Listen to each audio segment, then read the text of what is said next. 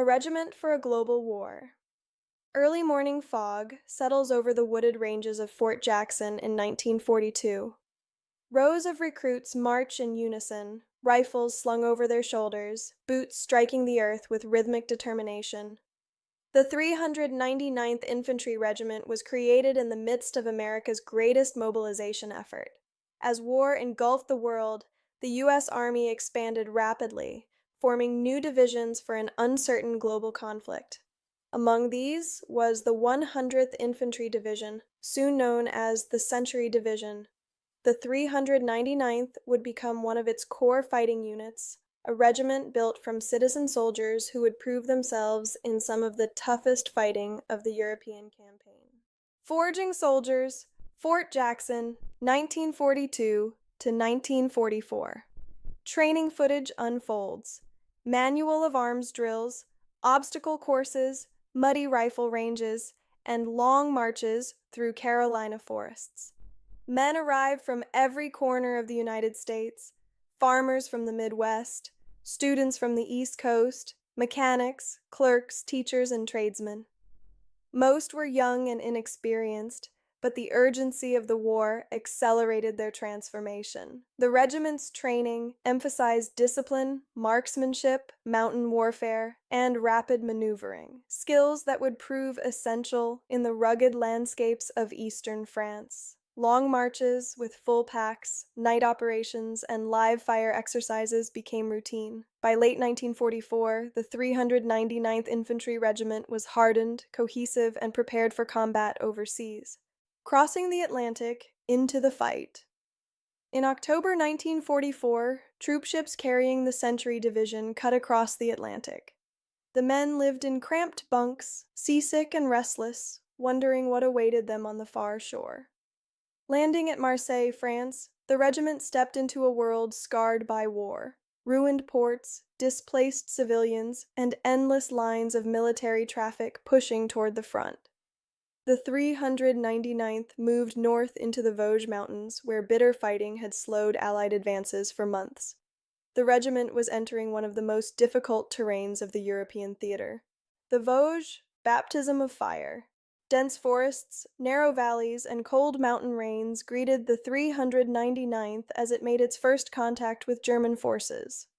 The Vosges were a natural fortress, steep ridges, tangled undergrowth, and visibility so poor that firefights erupted at a few yards' distance.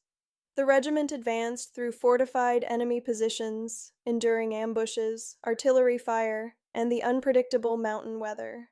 Daily progress was measured in feet rather than miles. Company by company, platoon by platoon, the 399th carved a path through the German defenses.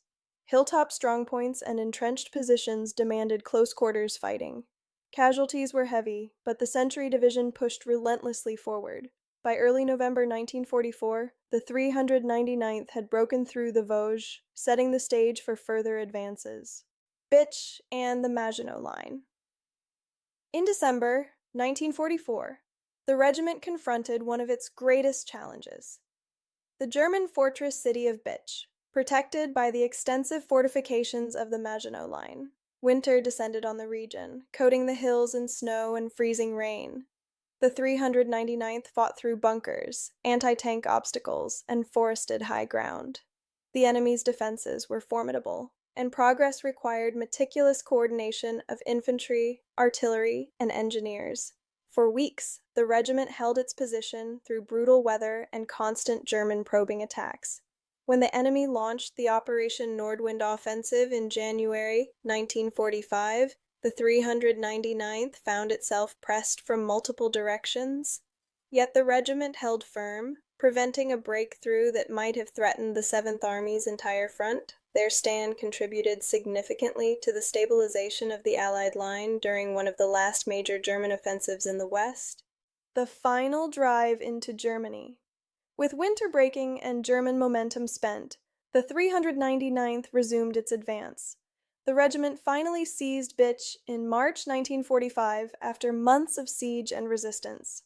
Crossing the German border, the men confronted towns riddled with enemy strongpoints, roadblocks, and snipers. The fighting was intense, but increasingly disorganized as German units retreated deeper into their homeland. The regiment pushed through the Rhineland and into southern Germany, liberating towns and capturing thousands of prisoners.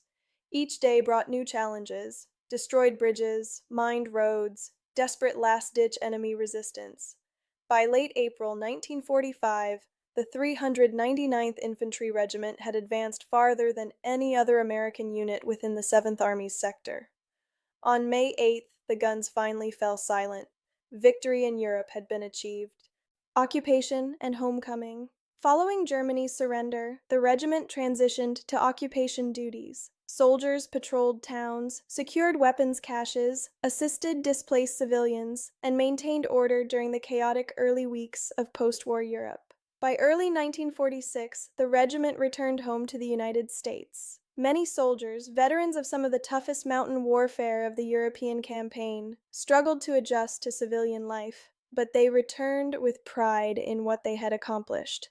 The 399th Infantry Regiment was inactivated that same year, but its lineage and honors became part of the continuing legacy of the 100th Division in the U.S. Army Reserve.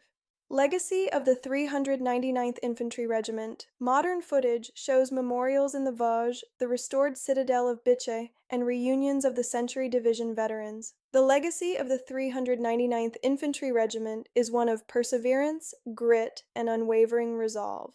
In some of the most difficult terrain of the European theater, Vosges forests, fortified ridges, and winter-bound battlegrounds, the regiment proved its worth. Their sacrifices helped break the German line, halt a major enemy offensive, and ultimately push the Allies into the heart of Germany. From the forests of France to the gates of Bitche, the 399th earned its place among the distinguished infantry regiments of World War II. Their story endures through the soldiers who carried the Century Division's blue and white patch into battle, and through the memory of the mountains they conquered.